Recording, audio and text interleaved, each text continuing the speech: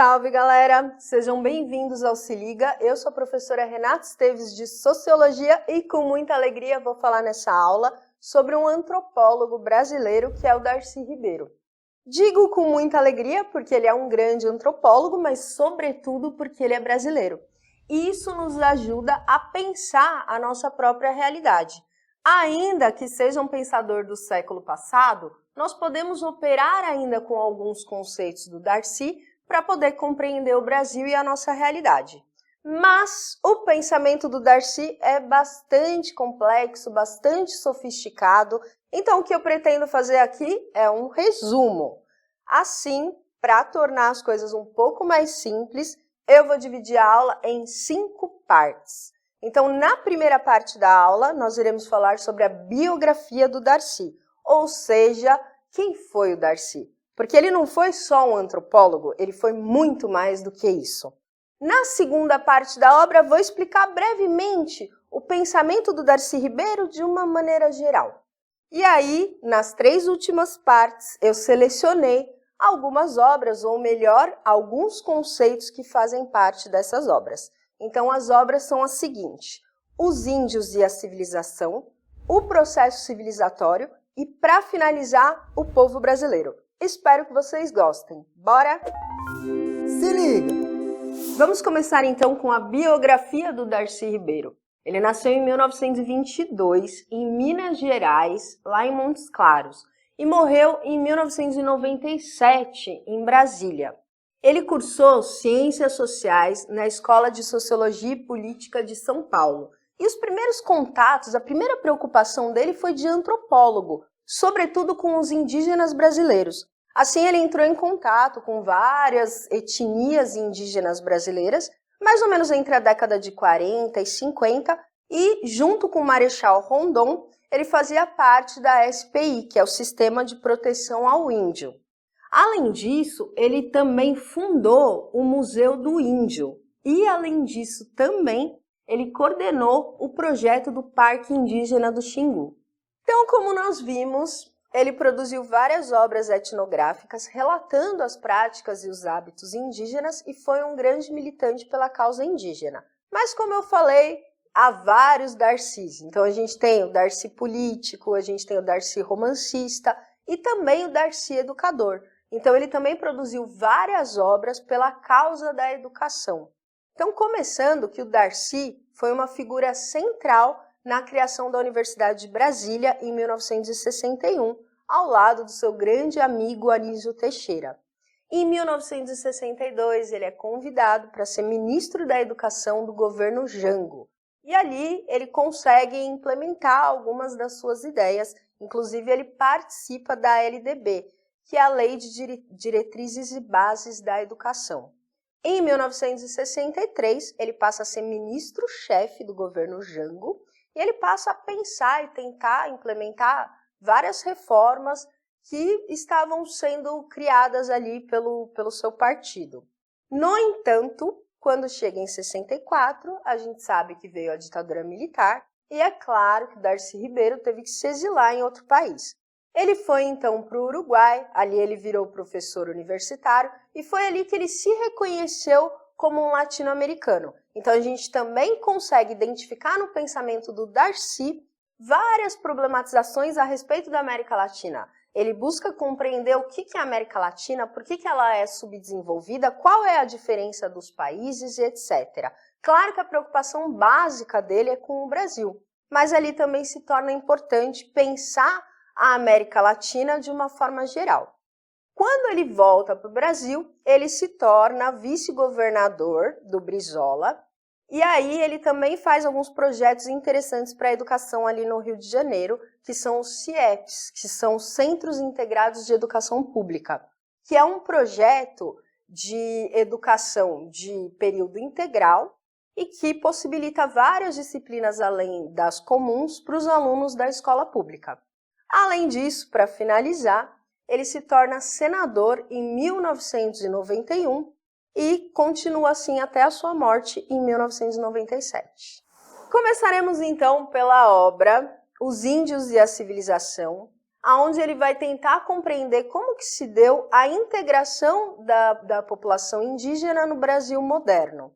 E aqui ele vai trazer um conceito importante e interessante para a gente pensar o Brasil, que é o conceito de transfiguração étnica. Então, o que acontece?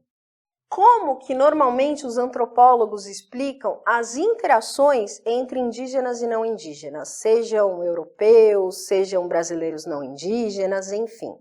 Normalmente explica-se por um processo de aculturação, ou seja, muita gente entende até mesmo que os indígenas estão em extinção porque haverá um processo de aculturação intenso em que esses indígenas deixarão de ser indígenas. Por quê? Como ocorre a aculturação? É quando nós entramos em contato com outra cultura e às vezes ali há trocas de hábitos e práticas. Só que normalmente essas trocas, elas se dão de formas assimétricas, elas se dão de forma assimétrica, né? Então, existe uma cultura ali que tem mais poder, que tem mais potência tecnológica ou potência de comunicação, e aí normalmente a gente vai incorporar esses hábitos. Só que quando eu falo incorporar, isso se dá de uma forma profunda, natural. De modo que às vezes a gente nem percebe que foi um processo de aculturação, a gente acha que faz parte da nossa essência aquelas práticas. Pode pensar, por exemplo, em nós, brasileiros, que com a vinda dos italianos para cá, nós adquirimos vários hábitos alimentares e hoje a gente pode jurar que a pizza e a macarronada é nossa, né? Então é mais ou menos essa ideia de aculturação.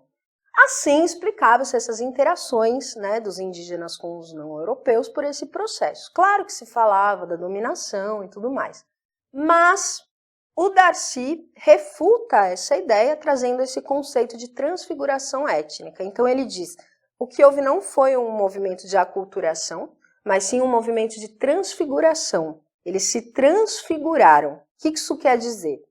Que eles se modificaram, mas eles se modificaram a sua etnia num processo violento, normalmente violento, e de verdade eles não incorporaram aqueles processos.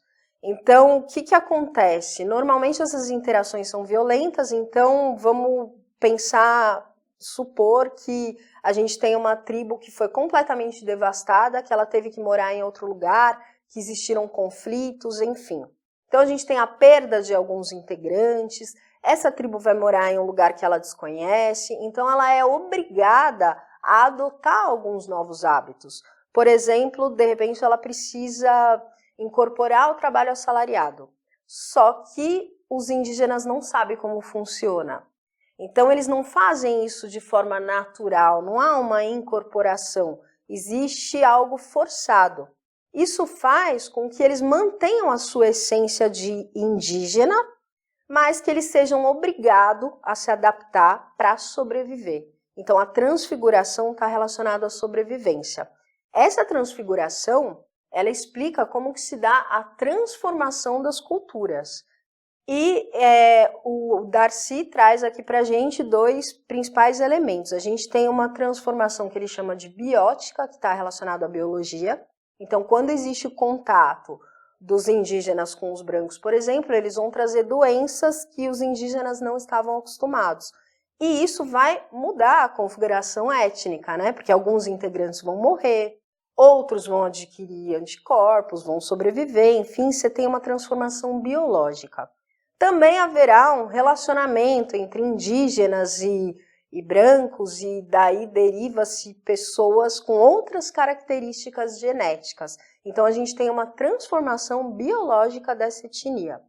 E ele fala também da transformação ecossociológica, que tem mais a ver com aquilo que eu estava falando, né? Quando você tem as transformações na economia, no modo de produção, no espaço que eles estão, nas relações sociais. E tanto a biótica quanto a ecossociológica, nesse caso, elas vêm a partir de uma violência. Então, elas não ocorrem de forma natural. É um processo de adaptação que às vezes pode dar certo, e aí você tem uma transfiguração étnica, mas às vezes pode dar errado no sentido de alguma etnia simplesmente desaparecer porque não conseguiu se adaptar. A segunda obra é o Processo Civilizatório, que na verdade foi a primeira obra do conjunto que ele fez, e é a grande obra dele. Pensar assim numa obra de grande fôlego foi essa. Então eu vou resumir aqui porque é impossível explicar esta obra em uma videoaula. Bom, então o que ele propõe aqui? Tentar compreender como se deu a evolução humana durante 10 mil anos. Vejam que é uma pretensão bem grandiosa, né? Então imagina como foi complicado escrever e desenvolver essa obra. Ele se inspira sobretudo no Marx e no Engels. Então a gente vai ver aqui uma operação materialista para tentar compreender como que se deram essas evoluções. Ele se inspira sobretudo naquela obra do Marx e do Engels, que é a origem da família, da propriedade privada e do Estado. E também se inspira em algumas obras antropológicas do Morgan. Então a ideia aqui é ele pensar como que se deram as transformações na humanidade a partir da formação de determinadas tecnologias. Então ele fala de 8 principais revoluções tecnológicas.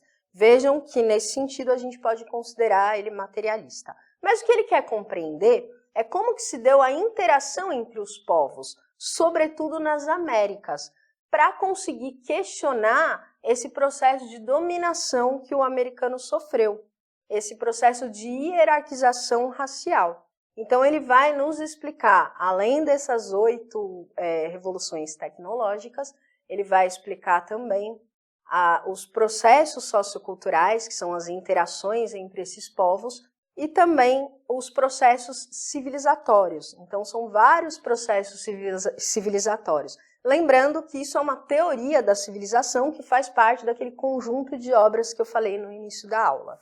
O Povo Brasileiro, a obra mais conhecida do Darcy, como eu já falei no início da aula, havia a necessidade de tentar compreender o que era o Brasil, como se formou o povo brasileiro. E aqui ele nos propõe fazer uma genealogia do Brasil, ou mais ainda do brasileiro. Quem é o brasileiro? De onde ele surgiu? Quais foram as interações culturais que fizeram o brasileiro? Então ele vai investigar as principais matrizes do Brasil. Como a gente bem sabe, somos um povo formado por europeus, africanos e indígenas principalmente. Claro que são vários outros povos. E ele vai investigar vários outros povos. Mas ele vai iniciar por aí. Então, nós somos formados por europeus, sobretudo os portugueses, ou primeiramente os portugueses, somos formados por várias nações, né, africanas, por várias etnias africanas, e, por fim, por várias etnias indígenas. Como eu falei, o Darcy se pergunta por que o Brasil não deu certo. E aqui ele vai nos explicar que o Brasil foi fruto de uma grande catástrofe, ou seja, a formação do Brasil foi inteiramente violenta. Nesse sentido, ele refuta as ideias do Gilberto Freire, que a partir do Casa Grande Senzala nos trouxe uma imagem que as relações raciais aqui no Brasil eram de alguma forma harmoniosas. E aqui ele vai nos explicar que não, que era puramente violenta. O Darcy defende que a principal instituição social presente na formação do povo brasileiro foi o que ele chama de cunhadismo. E o que significa isso? Ele está tentando explicar de que forma se deu as interações sociais entre os portugueses e os indígenas. Como que funcionava com os indígenas? Como que era a família indígena? A maior parte, não todas, mas a maior parte das tribos indígenas eram patrilineares e patrilocais. O que isso significa? Que no casamento entre um índio e uma índia, a índia vai morar na família do índio. Ou seja, se você tem uma filha mulher, ela vai morar em outra tribo. Só que você, a partir dessa aliança de casamento, tem uma prática meio de servidão com essa outra família, né? Com a família que ela foi morar. Então, a partir dessas práticas, chega o português aqui e, na tentativa de estabelecer relações de aliança, os indígenas passam a presentear os portugueses com uma mulher indígena. E aí eles passam a ter filhos. E nascem filhos, que serão os primeiros brasileiros, que são misturados, né? É uma mistura ali de indígena com português, de indígena com europeu. Porém, a família de origem passa meio que a servir esses portugueses. Então você vê que funciona ali o processo de dominação. Só que aí nascem várias crianças, começam a nascer as crianças, que seriam os mamelucos, a mistura do indígena com o português, e eles não conseguem se reconhecer. Então aqui a gente tem um outro conceito importante do Florestan, que é o conceito de ninguém-dade, porque eles não se identificam nem com os indígenas, nem com os portugueses. Por que os brasilíndios, os mamelucos, não se identificam nem com um nem com o outro? Porque no caso da mãe, como se trata de uma família patrilinear e patrilocal, é comum que eles não se identifiquem com a família, com a etnia da mãe. Já na questão do português, na verdade, são os portugueses que não reconhecem essas crianças como filho, porque a gente tem ali um elemento de racismo. E isso também vai acontecer com os povos escravizados. Também vai ter uma relação normalmente de violência, entre homens brancos com as mulheres negras escravizadas, e daí vai nascer os filhos dessas pessoas, que o Florestan chama de afro-brasileiros, que também não vão se identificar, nem com a mãe, porque a mãe está sendo escravizada, né? E nem com o pai, porque na verdade o pai que não o reconhece como filho. Ou seja, quem é o brasileiro? O brasileiro é esse ninguém. É esse ninguém porque ele não tem identidade. Ele não se reconhece nem com um lado, nem com o outro. E é ele quem vai ter que formar a sua brasilidade. A sua brasilidade começa a ser formada já dentro desse processo de dominação, dessa dialética entre dominador e dominado, em que ele faz parte. Então ele também reproduz isso. Ele aceita ser dominado, o brasileiro termina sendo um povo muitas vezes submisso, e ele gosta de oprimir os seus iguais, porque ele está dentro desse processo. Então é a partir dessa ninguém-dade que vai surgir o povo brasileiro. Olha que dramático, por isso que o Darcy diz que o Brasil é uma catástrofe, né? Porque, enfim. E mais ainda, essas interações, muitas vezes, elas são lidas como um processo de aculturação. Ou seja, normalmente a gente ouve dizer que nós aprendemos com os indígenas, nós adotamos práticas dos portugueses, dos africanos, e a gente tem uma fusão ali de práticas.